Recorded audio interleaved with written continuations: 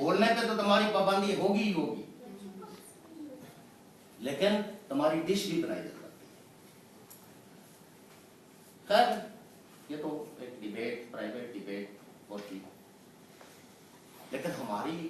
China کے بارے میں بھی کوئی گریوینسز نہیں ہے، ہماری یہ کوئی خواہش نہیں ہے کہ چائنیز ترقی نہ کریں، ان کی اکانومی نہ بڑھے، لیکن پاکستان نے ایک سرنڈر پالیسی اختیار کی ہوئی ہے، سرنڈر پالیسی، کہ اب پاکستان اپنے مفادات کو سرنڈر کر رہا ہے دوسرے ملکوں میں۔ پہلے ہمارے بہت سارے دوست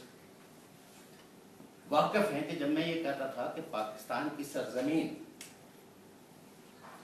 کے مختلف ملک جو ہے وہ اپنے نیشنل انٹرسٹ کی جنگ لڑ رہے ہیں، اور پاکستان کی سرزمین لانچنگ پیڈ یوز ہو رہی ہے، اور جو پاکستان کو رول کرتی ہیں یہ سرونٹ فیملیز ہیں جنہوں نے برسا برس تک کالونیل پاورز کی خدمت کی، جو ان کے نوکر تھے، اور اس نوکری کے بدلے، اس مخبری کے بدلے، اس انسانیت دشمن کے بدلے ان کو بڑی بڑی جاگیریں، بڑے بڑے مراد، اور جب پاکستان بنا تو ان کو اقتدار دے۔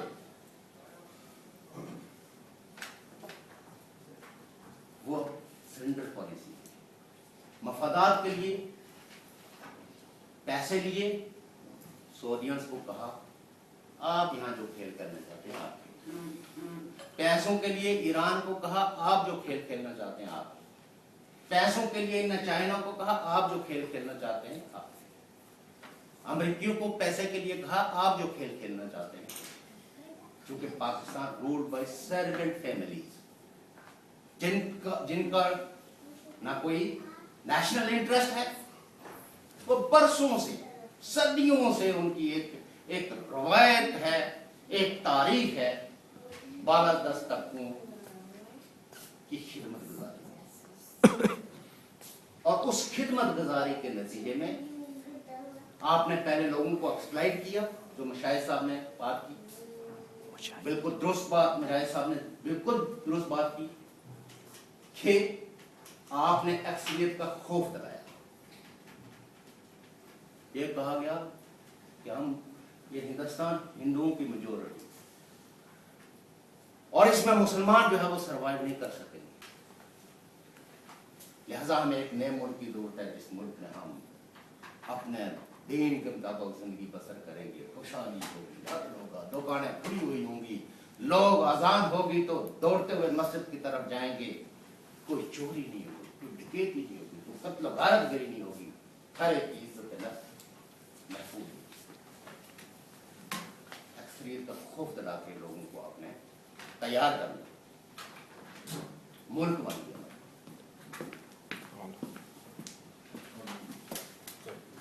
ملک بنا تو پہلی دفعہ جب الیکشنز ہوئی، کیونکہ اس سے پہلے تو حکمران آئے نا، چاہے وہ کوئی لیڈر ہو، سویلین ہو، بغیر وردی والے ہو یا وردی والا ہو، لیکن 1947 سے لے کے تو 1971 تک ووٹ پاکستان کے لوگوں کے ووٹ سے منتخب نہیں ہوئے، وہ سب غیر جمہوری لوگ تھے، شاید اس پہ کنسنسس اور لوگ ان سے محبت بھی کرتے ہوں، بٹ جو انٹرنیشنل سٹینڈرڈ ہے کہ لوگ لیڈر کو اپنے ووٹ کے ذریعے منتخب کرتے ہیں، اس کا پاکستان میں 1970 سے پہلے تک کوئی رسم نہیں ہے۔ فوجیوں نے اپنے یا کسی نے اپنی حکمرانی کو برقرار رکھنے کے لیے، اس کو طوالت دینے کے لیے ڈھونسلے تو ضرور رچائے، لیکن لوگوں کو حق کی نمائندگی نہیں دی۔ پہلی دفعہ 70 میں پاکستان کی سول سوسائٹی اور پاکستان کے لوگوں کی ایک طویل جدوجہد کے نتیجے لوگوں کو رائٹ آف ووٹ ملا، اور اس رائٹ آف ووٹ کے نتیجے میں 2 پارٹیاں میجورٹی میں، مغربی پاکستان سے پیپلز پارٹی اور مشرقی پاکستان سے عوامی لیگ، ہیڈڈ بائی شیخ مجیب الرحمان۔ آپ ستم ظریفی دیکھیے کہ آپ کی اسٹیبلشمنٹ یہ سارے مل کے تو یہ سوچنے لگے کہ اگر یہ اقتدار مشرقی پاکستان کو منتقل ہو گیا تو اکثریت تو ختم نہیں ہوگی، چونکہ مسلمان تو بہرحال اولاد پہ یقین رکھتا ہے، اور اس میں دن بہ دن اضافہ میرے خیال میں یہی واحد چیز ہے جس پہ ہمارا کنسنسس ہے کہ ہم نے خاندانی منصوبہ بندی پہ عمل نہیں کرنا۔ آپ نے اس خوف کی وجہ سے کہ مشرقی پاکستان کے لوگوں کی جو عددی اکثریت ہے، خوف سے آپ نے ملک بنایا، خوف سے آپ نے ملک توڑ دیا کہ بنگالیوں کی اکثریت ہے ہوگی تو مغربی پاکستان میں ہم لوگ جو ہے وہ اقتدار میں نہیں آ سکتے۔ حالانکہ پولیٹیکل پارٹیز جس وقت آتی ہیں تو وہ کوئی کسی ایک قوم، کسی ایک فرد کی نہیں ہوتی، وہ تو نیشنل ہوتی ہے۔ الٹیمیٹلی آپ نے ملک توڑ دیا، اور اس ملک توڑنے کی جس وقت آپ سرنڈر کر رہے تھے، آپ وڈرا کر رہے تھے، تو آپ نے وڈرا کرتے ہوئے 20 لاکھ بنگالیوں کو مار دیا اور 3 لاکھ عورتوں کو آپ نے پریگننٹ، ان کو ریپ کیا، اور یہ ویل ڈاکومنٹڈ ہے، یہ کوئی پروپیگنڈا نہیں ہے۔ اور آج پاکستان میں بھی وہ لوگ جو اس امن میں شریک تھے وہ اس بات کو تسلیم کر رہے ہیں، اور پرائیویٹ ملیشیا اپنے البدر اور شمس کی شکل میں وہ دی کہ چلو اگر کہیں اکاؤنٹیبلٹی ہو تو آپ نے پرائیویٹ، جیسے آج ہمارے ہاں آپ نے لشکر طیبہ، آپ نے حزب المجاہدین، کتنے آپ نے مجاہدین تیار کیے ہوئے ہیں just to suppress the democratic voices of the Kashmir, جن کو آپ حکومت نہیں دیتے۔ بھئی اگر یہ حافظ صحیح آپ کے اتنے پسندیدہ ہیں تو ان کو آپ وزیر اعظم بنا دیجیے، ان کو commander in chief Pakistan army کا بنا دیجیے، تاکہ پاکستان کا جو اپنا کانسٹیٹیوشن ہے اس کی تو وہ اس پہ لاگو ہو سکے۔ تو آپ نے پرائیویٹ ملیشیا، ایک مشروم ہے جو جس کا آج آپ کو سامنا ہے، آپ کے کہتے ہیں کہ ہم رٹ آف دا اسٹیٹ قائم کرنے کے لیے آپ پھر ان کو ماریں گے۔ پہلے آپ نے ان کے ذریعے اپنے نیشنل انٹرسٹ پروموٹ اور پروجیکٹ کرنے کے لیے وہ مشروم آپ نے تیار کی، وہ پنیری لگائی، جوان ہو گئی، اور اب اس وقت آپ نے ہم کو کہا کہ جی اسلام کی جو ہے بول بالا ہونا چاہیے، اور جہاں جہاں کہیں بھی مسلمان ہیں وہ سب اللہ کی حاکمیت میں زندگی بسر کریں گے، اور آپ اگر اس راہ میں جو شاہد ہو جائیں تو آپ کے لیے 70 ہو گئے انتظار کرتے ہیں۔ اس فرسٹریشن کے ماحول میں آپ نے ایک فرسٹریٹڈ آدمی کو موٹیویٹ، ان میں سے کوئی ایک آرگنائزیشن بھی آپ یہ ثابت نہیں کر سکتے کہ یہ کسی انڈیجنس موومنٹ کا نتیجہ ہے۔ ہم کہہ سکتے ہیں کہ جمعیت العلماء اسلام ایک انڈیجنس، ایک پولیٹیکل اور ریلیجس موٹیویٹنگ آرگنائزیشن ہے، جس کی اپنی ایک گروتھ ہے، اپنی ایک۔ ہم جماعت اسلامی کو کہہ سکتے ہیں کہ یہ ایک فلوٹ چیز ہے، ایک نظریہ ہے جس کے تحت اس نے خود سے ایک پارٹی بنائی اور جو آہستہ آہستہ بڑھ رہی ہے یا کم ہو رہی ہے۔ لیکن لشکر طیبہ کو، جیش محمد کو، انجمن سپاہی صحابہ کو، انجمن سپاہی محمد کو، یہ کوئی انڈیجنس نہیں ہے، یہ ساری آپ کی ریاست کے فنڈڈ ہیں، سپورٹڈ ہیں، اور ان کو بڑی بڑی زمینیں پاکستان کے اندر الاٹ کی گئی ہیں کہ آپ یہاں اپنے مراکز قائم کریں، آپ اپنے تربیتی مراکز قائم کریں، آپ یہاں لوگوں کو کلاشن کوف اور بندوق اور دوسرے کو مارنے کی پوری آپ کو کھلی چھٹی ہے، آپ اس پہ ٹریننگ، اور سویلین اتھارٹیز کی کوئی جرات نہیں ہے کہ وہ آپ کے افیئرز میں کسی قسم کی مداخلت کریں گے۔ پولیس بھی پابند کر دی گئی، آپ کی جوڈیشری، باقی سارے جتنے سویلین ادارے ہیں ان کو کہا گیا کہ یہ ایریا آپ کے لیے یہ ریڈ زون ہے، اور اس زون کے اندر جو ہے وہ آپ کی سپریمیسی نہیں چلے گی، آپ کی بلاغت نہیں چلے گی، یہاں اس آرگنائزیشن۔ تو آپ نے پورے ملک کو دہشت گردی کی ٹریننگ کیمپ بنا دیا۔ ہمارے ساتھ تو 1947 سے یہ ہو رہا تھا کہ آزاد کشمیر کا یہ ایریا یہ ہمیشہ لانچنگ پیڈ رہا ہے، لیکن آپ نے ظلم تو اپنے ملک پہ بھی کیا، اپنے آپ کے ساتھ بھی کیا، پاکستان کے حکمرانوں نے، कि पूरे पाकिस्तान को लॉन्चिंग पैड बना के दिया फॉर द टेररिस्ट एक्टिविटीज। आज यूरोप का बंदा हो, बेल्जियम का हो, बर्तानिया को हो, अमेरिका को, दुनिया का कोई मुल्क हो, वो खौफजदा है। वो चाहे वो बर्तानिया में पैदा हो, खौफजदा है। जिस वक्त आप वापस ट्रैवल पाकिस्तान करते हैं और पाकिस्तान से वापस आता है तो उसको इमिग्रेशन में गैर मामूली सवालात का सामना करना पड़ता है, क्योंकि सारे रूल्स अपने,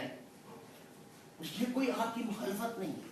ये कोई पाकिस्तान की मुखालफत नहीं है। हम कहते हैं इस पे गौर करके इस पे एक वाज़ेह जामे हिकमत अमली तरतीब दी जानी चाहिए, ताकि मुल्क से जो है वो दहशतगर्दी खत्म, दहशतगर्दी के ट्रेनिंग कैंप्स खत्म हो, दहशतगर्दी के अंदर वो जो जो जो जो जो नो गो एरियाज आपने बनाए हैं वो खत्म। ये जो नफरत फिरके की बुनियाद पे, मैं वहाबी हूँ, आप देवबंदी हैं, आप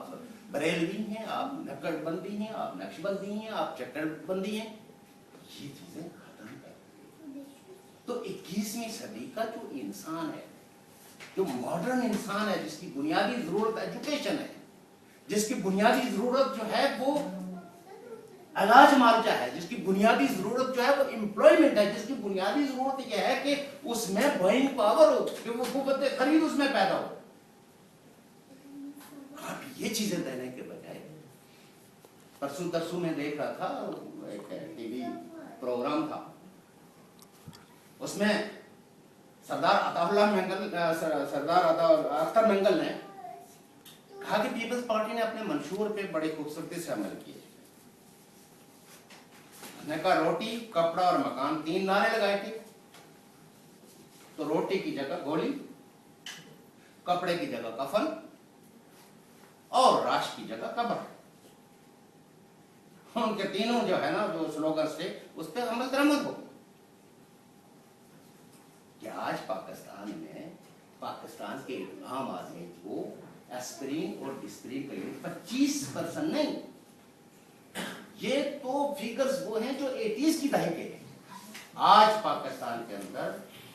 45% लोग ऐसे हैं जिनको एस्पिरिन और डिस्पिरिन का भी इलाज मुयस्सर नहीं। आज पाकिस्तान के 80% लोग ऐसे हैं, 80% लोग ऐसे हैं बेरोजगार हो, जिनको एम्प्लॉयमेंट नहीं है, जिनके पास कोई कुव्वत खरीद नहीं। और 30 से 43%, क्योंकि ये मुख्तलिफ इदारों ने कंपाइल किया, कुछ ने कहा 30%, कुछ ने कहा नहीं जी सिचुएशन और राइज हो गई है, 45% हो गई है, जिन लोगों को जो खुले आसमान तले सोते हैं, जिनको कोई रहने के लिए घर नहीं, सर छुपाने के लिए कोई छत नहीं है। ये तो सिचुएशन। और आप चले हैं दुनिया खड़ा करने के लिए, दावे करते हैं कि जी हम एटमी पावर, मुल्क के लोगों को बिजली नहीं है, 18 घंटे लोगों को जो है वो एक मुल्क में एनर्जी क्राइसिस है, बुरान है। और आप बैठ के टॉक शोज में और जलसों में कहते हैं हम एटमी पावर। ऐसे एटम को पाकिस्तान के 18 करोड़ लोग क्या करेंगे? और कितना बड़ा इंसानी दुश्मन रवैया है कि ये बांध के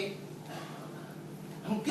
किसको मारेंगे? अफगानियों को मारेंगे, इंडियंस को मारेंगे, कश्मीरियों को मारेंगे, या अपने ही रियासत के बशिंदों को मार देंगे? अपने रियासत के बशिंदों को तो आपने मार में लोग भूख से मर रहे हैं, लोग लालाज मर रहे हैं। तो ये बजाय इसके कि अफसरशाही का कुलपुर्जा बनने के और अफसरशाही को खुश करने के लिए रिटायर्ड और हाजिर सर्विस फौजी जनरलों की खुशनुदी के लिए हम आंखें बंद कर लें, क्यों ना हम जिंदा इंसानों की तरह आंखें खोल के आंखों में आंखें डाल के कहेंगे ये जो गुर्बत इस माशरे के अंदर कर रही है और ये जो बारूद तुम खरीद रहे हो हमारी गुर्बत पे, हमारी पसमानगी पे, हमारी झलक पे, ये कारोबार अब नहीं।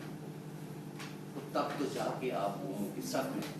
एक बाइज्जत और एक बावकार कौम के तौर पर जिंदा रह सकते हैं। तो सरेंडर पॉलिसीज के तहत गलगित बल्तिस्तान अब जो इसकी वेरी मच, यानी ये इंडिपेंडेंट जराए से ये बात कंफर्म हो चुकी है। और हम तो चूंकि सनफ फाइल है कि चाइना जो है वो हमारे नेचुरल रिसोर्सेज को with help of Pakistani establishment colonise कर रहा है। चाइना ने इंक्रोचमेंट शुरू कर दी है। अब तरक्की के नाम पे आजाद कश्मीर के अंदर भी चाइनीज आर्मी मौजूद है तरक्की के नाम पे। और गिलगित बाल्टिस्तान में तो वेरी वल्नरेबल, जो लोग बाकायदा अब साइन बोर्ड भी जो है वो चाइनीज जबान में लिखे जाते हैं। तो इससे हमें ये खदशा नहीं बल्कि ये एक हकीकी प्रॉब्लम खड़ा हो गया है कि चाइना के जो नए डिजाइन है। फिर आप देखें कि अब्रप्टली बड़ी ये with in 2 years policy change हुई।